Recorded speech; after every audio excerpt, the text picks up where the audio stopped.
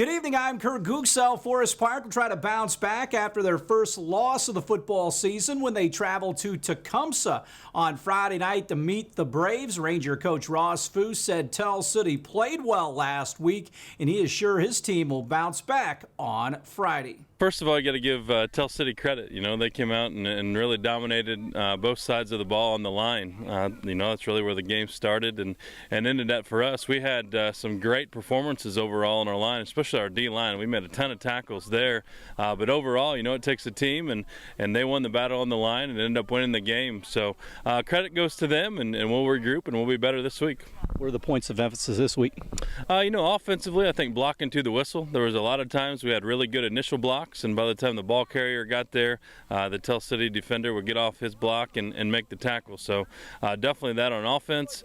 Defensively, just being more aggressive and getting guys to the ball. And I think Tell City film was a good example of that. They had guys, 2 or 3 guys to the football, and then other guys running in when the guy was getting tackled. And at times where we had a guy tackling and a couple guys just kind of jogging in at the end, that's your time to pile on, try to strip the ball, do all those things. So really just good team defense is a good point of emphasis.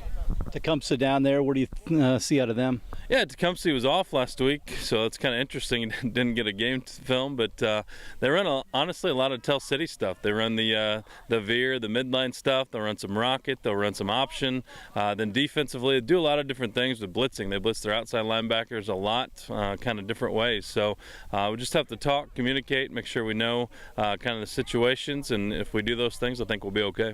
We'll probably see a lot about your team this week and how you bounce back, right? Yeah, exactly right. That's what we've been talking about, Saturday morning. Talked about it Monday at practice that, when things are going good, things are going good for everybody. But it's those times when you lose, when you have adversity, things like that, and how you bounce back kind of reveals your character. And I think these guys will bounce back and they'll be just fine. The high school football polls are also out for the week. In 6A, Center Grove is number 1.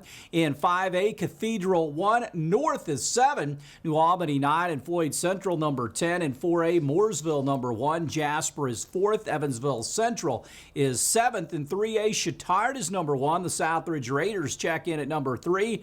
Mount Vernon at 8. And Brownstown is number 9. In 2A, Andrean 1. Tell City in the top 10 at number 8. Mater Dei ranked 9th. In Class A, Lutheran number 1. West Washington is 7th.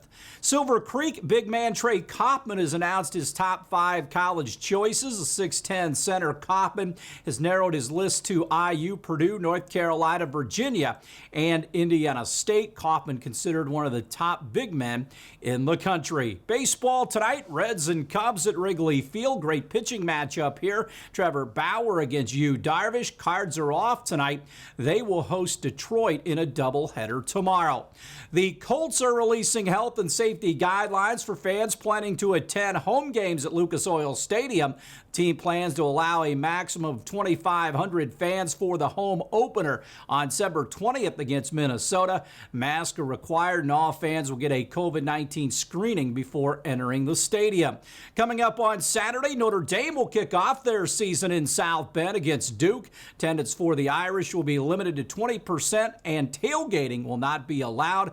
Brian Kelly will enter his 12th season as the head coach at Notre Dame. Last year, Notre Dame was 11-2. Stay tuned. We'll have more WJTS 18 News right after this.